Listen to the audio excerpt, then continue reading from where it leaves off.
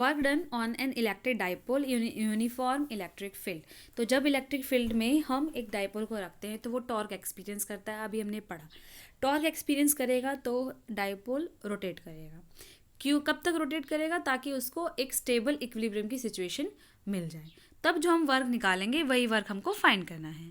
तो मान लीजिए हमारे पास एक डाइपोल है जिसमें प्लस क्यू और माइनस क्यू चार्ज का पेयर है।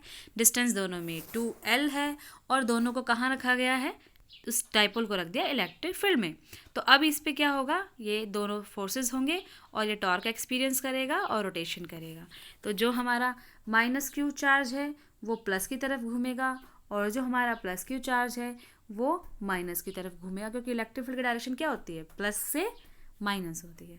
ठीक है, तो अब मान लीजिए हमने स्मॉल एंगल ये डी थीटा 1, थीटा 2 और डी थीटा हमने ये एंगल्स ले लिए।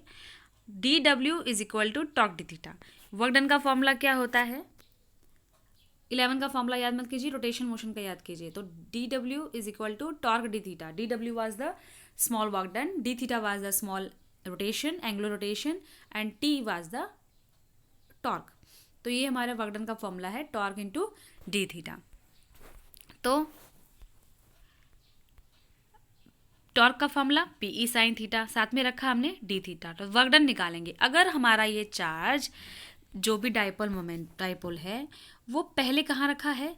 थीटा 1 पे रखा है, फिर वो रोटेट कर रहा है और कहाँ पहुँच गया? वो थीटा 2 पे। तो हम जो इसके लिए वर्क डन फाइंड करेंगे उसमें जब हम इंटीग्रेशन करेंगे तो लिमिट क्या रखेंगे? थीटा 1 से थीटा 2।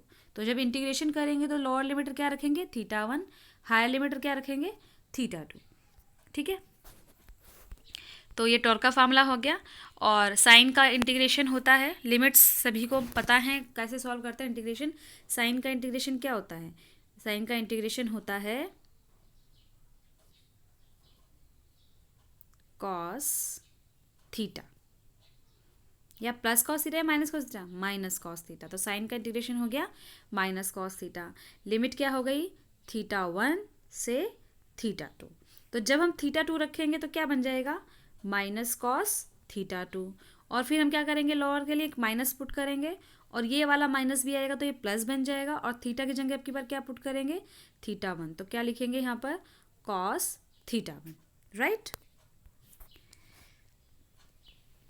तो if potential energy is arbitrarily taken 0 when dipole is at 90 degree, then potential energy in rotating the dipole and incline it an angle theta is potential energy is equal to minus PE cos theta। क्या मतलब है इसका?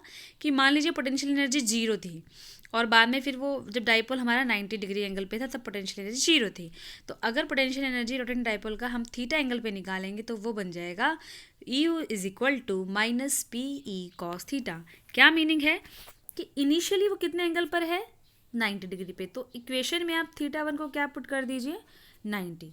तो equation जब cos theta को हम लिखेंगे cos 90 लिख देंगे तो कॉस 90 की वैल्यू क्या होती है? 0। तो बाकी क्या बचा? W is equal to PE into minus cos theta. तो यहाँ पे क्या आ गया? U is equal to minus PE cos theta 2। फिर वो बोल रहा है कि थीटा 2 को हमने क्या पुट करना है?